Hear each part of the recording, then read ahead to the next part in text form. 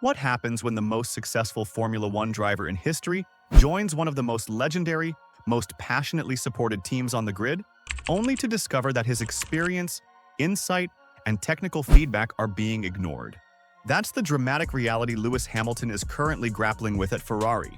Following a turbulent and revealing weekend at Imola, Hamilton dropped a bombshell that sent shockwaves through the paddock. He believes there's a very specific technical innovation, a nuanced yet powerful setup adjustment, that could completely transform Ferrari's performance trajectory. But the stunning twist: Ferrari's leadership has refused to even consider testing it. Why such resistance? Is it the infamous internal politics that have plagued Maranello for decades? A deep-rooted loyalty to Charles Leclerc, Ferrari's hand-picked golden boy? Or perhaps it's fear. Fear that Hamilton, a seven-time world champion, might threaten the established order and force a rethinking of Ferrari's driver hierarchy. In this expanded video, we dive deep into the heart of this unfolding drama. We decode Hamilton's subtle yet unmistakable signals, examine the growing resistance inside Ferrari's engineering ranks, expose Leclerc's increasingly apparent limitations, and unpack the one daring technical idea that could upend Ferrari's entire approach, just as the grid heads to Monaco, one of the most revealing tracks of the season. Join the debate in the comments. Is Ferrari protecting Leclerc at Hamilton's expense? Or are they blind to the brilliance of one of the sport's greatest minds? Imola, Ferrari's home turf, the sea of red, the chanting Tifosi, the expectations sky high. This was supposed to be a weekend of redemption, a powerful declaration of progress, precision, and purpose.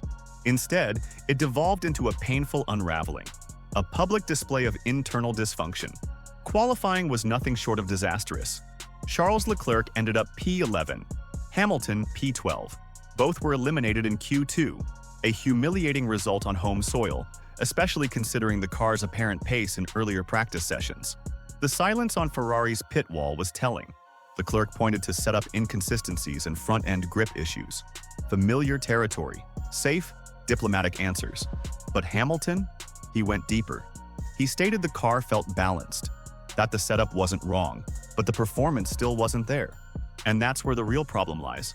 According to Hamilton, the fundamental philosophy behind the SF20, its architecture, balance, and drivability, simply doesn't align with his style. Rather than adapting the setup around a driver who has mastered multiple car generations and regulation eras, Ferrari seems insistent that Hamilton adapt himself to a platform designed primarily around Leclerc. For weeks, Hamilton has reportedly been pushing for a very specific change: a mechanical shift in the rear suspension configuration that could unlock better rotation under braking, greater mid-corner stability, and more confidence in the rear end, all crucial traits for Hamilton's driving style. And Ferrari's response? A hard, flat-out refusal. This is more than a disagreement. It's a complete disregard. And in F1, failing to adapt is a guaranteed way to stagnate. Come race day, Hamilton didn't just compete. He executed a masterclass in race management. Starting from the midfield, surrounded by chaos, he demonstrated why he's one of the most complete drivers in F1 history. 2 virtual safety car periods emerged, perfect opportunities for those who could stay cool and think ahead. Hamilton did just that. With surgical timing, he dived into the pits, avoiding traffic, saving time, and positioning himself for the second half of the race. Then came the moves. He sliced through Albon, dispatched Russell, and finally, in the most poetic and symbolic moment of the race, he overtook Charles Leclerc. Same car, same tire strategy, no team orders, just pure on-track merit. That overtake spoke volumes. It was more than a pass. It was a statement, a challenge, a message to Ferrari's management. Trust me, and I'll show you what's possible. Leclerc had no answer. He couldn't defend. He couldn't respond.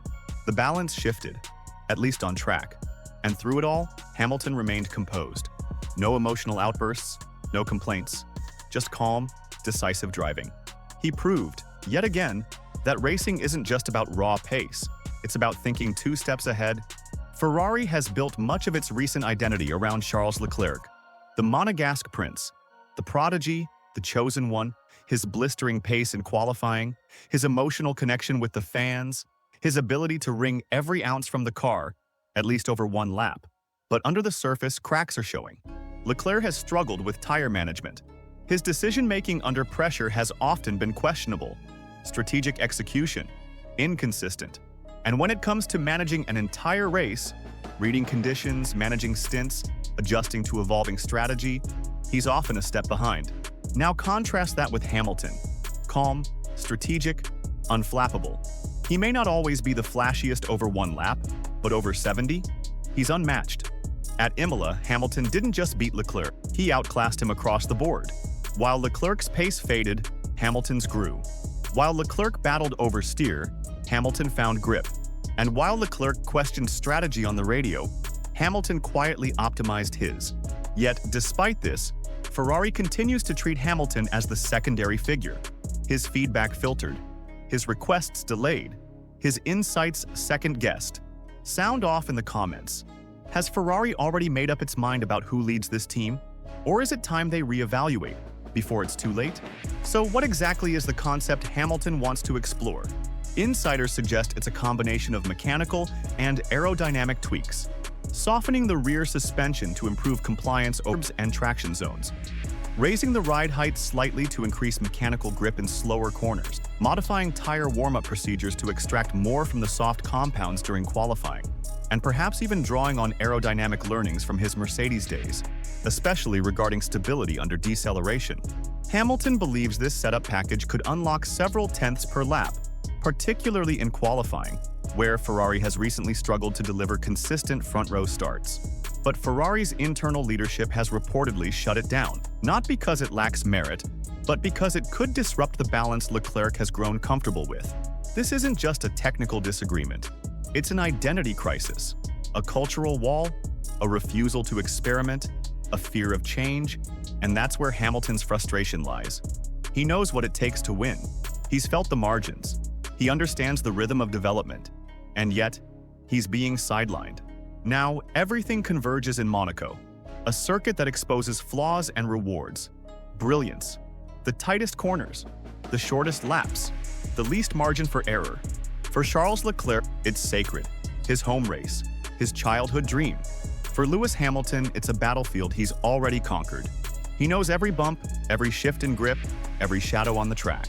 And this year, the stakes couldn't be higher. If Ferrari listens to Hamilton and implements even part of his proposed setup, they might find themselves with a car capable of locking out the front row.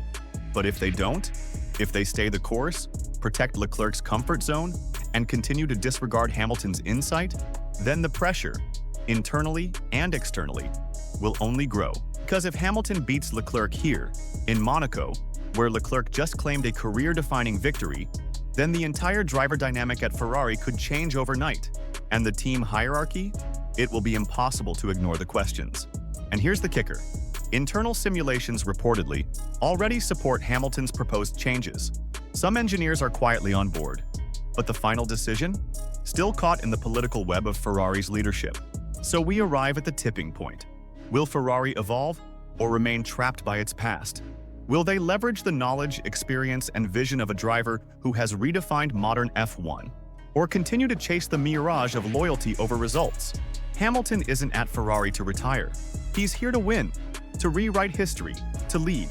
And unless Ferrari embraces that, they risk not only wasting this partnership, but watching yet another era pass them by. Drop your thoughts. Is it time to build Ferrari around Hamilton?